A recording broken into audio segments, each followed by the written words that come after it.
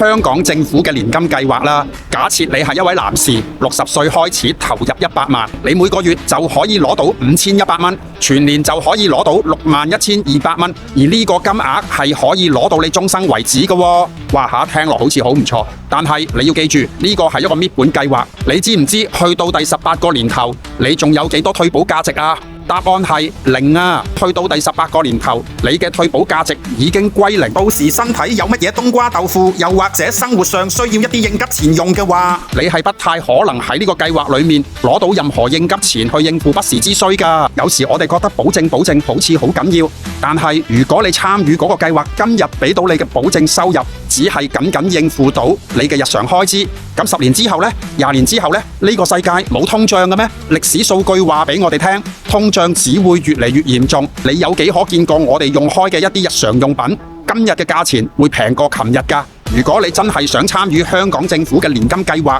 最好就係要額外預一筆錢去應付年老嗰陣時生病嘅不時之需。如果你想喺一個計劃裏面，既可以每年攞到你想要嘅被動收入，而你擺入去嘅本金又可以持續穩定地增長嘅話，一啲穩健且靠譜嘅保險儲蓄計劃可能會係一個更加好嘅選擇。嚴謹地去選擇一間可以令你付託終生，幫你去做退休規劃嘅保險公司係非常緊要嘅喎。一個全方位考慮嘅退休理財方案應該要包括可以俾到你每個月穩定嘅被動收入之餘，你投入去嘅本金仲可以持續地有一個資本增值效果。而家香港好多保險儲蓄計劃都唔需要話去到10幾年先回本，部分甚至可以喺4至7年內就做到一個回本嘅效果。喺咁嘅情況之下，過咗呢個回本期，你投入去嘅資金就好似一個擺喺銀行嘅高息活期咁樣，你每年都見到佢有個持續穩定嘅增長。你可以隨你嘅意願喺呢個解鎖期之後，每年提取你想要嘅現金作為你嘅生活所需。當然啦，如果你急住需要使錢嘅話，有一啲計劃甚至可以由第2年開始，